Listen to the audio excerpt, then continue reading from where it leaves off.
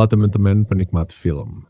Hari ini gue mau bahas film yang dari awal udah bikin gue cukup excited. Apalagi karena ada dua nama besar, Jackie Chan dan Ralph Macchio balik lagi di semesta Karate Kid. Tapi sayangnya ekspektasi kadang jadi musuh terbesar kita. Ya, film reboot dari waralaba klasik legendaris Karate Kid. Tapi sebelum lo keburu hype karena ada Jackie Chan dan Ralph Macchio, gue saranin turunin ekspektasi kalian sekarang juga.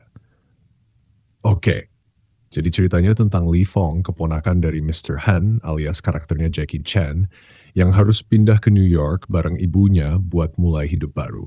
Trauma masa lalu, kehilangan saudara, dan penyesuaian di lingkungan baru jadi konflik utama di awal. Dan tentu saja, turnamen karate yang katanya bisa jadi ajang pembuktian diri. Sampai akhirnya ikut turnamen karate bernama The Five Districts. Konsepnya klise, eksekusinya ya gitu deh. Tapi gue cukup suka ide awal film ini. Ada nuansa nostalgia, ada kungfu, dan karakter utamanya nggak menyebalkan. Tapi masalahnya mulai terasa pas lo nyadar. Loh, kok filmnya udah hampir selesai aja? Mungkin lo mikir, ya nggak apa-apa dong. Namanya juga film keluarga, pasti feel good. Masalahnya adalah, film ini terlalu cepet dan nggak sempet napas. Durasi cuma 1 jam 34 menit, jadi banyak momen penting yang cuma lihat begitu aja. Kayak montas latihan yang, ya, literally cuma montas. 1 minggu latihan, terus siap turnamen, kelar dalam wush, wush, selesai. Durasinya terpendek di franchise Karate Kid. Dan sayangnya pendek itu kerasa banget. Banyak karakter yang cuma lewat doang, padahal bisa digali lebih dalam. Bahkan Ralph Macchio yang harusnya jadi guru kedua malah kerasa kayak cameo kilat.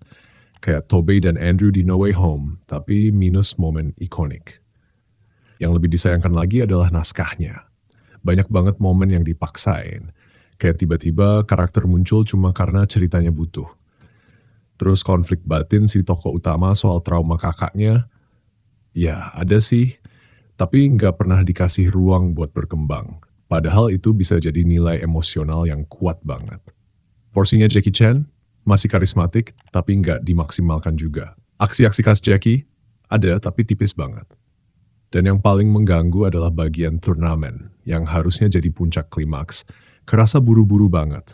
Kayak lo lagi nonton YouTube kecepatannya dikali 2. Secara visual dan koreografi sih nggak masalah, bahkan bisa dibilang oke, terutama buat adegan berantemnya. Tapi sayangnya, drama dan emosi yang coba dibangun itu nggak ngena sama sekali. Lo nggak punya waktu buat ngerasa terhubung sama karakter-karakternya. Mereka muncul, ngomong, terus hilang. Kayak karakter figuran di sinetron yang tiba-tiba lupa eksis. Terus soal musik, ini salah satu yang masih bisa dinikmati. Soundtracknya pakai lagu-lagu klasik sampai lagu Cina yang cocok banget sama nuansa filmnya. Tapi sayangnya musik bagus doang nggak cukup buat nutupin bolongnya naskah. Sayangnya, film ini jatuhnya lebih kayak episode spesial dari serial Cobra Kai yang ditarik-tarik buat jadi film. Banyak pertanyaan nggak dijawab, kok Daniel ngajarin karate cuma 2 adegan, terus hilang, dan post-credit scene-nya, Johnny Lawrence muncul cuma buat buka resto pizza bernama Miyagi Hut. Seriusan. Film ini sebenarnya punya potensi, tapi karena pengen ngejar durasi dan kesannya dibikin buat kids zaman sekarang yang multitasking 3 layar sekaligus, hasilnya jadi terlalu generik dan terburu-buru, kayak episode acak dari serial yang bahkan kita nggak tahu judulnya. Gua kasih nilai 5 dari 10. Masih bisa ditonton kalau lo emang pengen nostalgia atau lo fans berat Jackie Chan dan Ralph Macchio. Tapi kalau lo pengen sesuatu yang bener-bener nendang, yang bikin greget kayak film Karate Kid zaman dulu, sayangnya ini bukan itu. Gitu dulu review dari gue. Kalau lo udah nonton film ini, share dong pendapat lo di kolom komentar.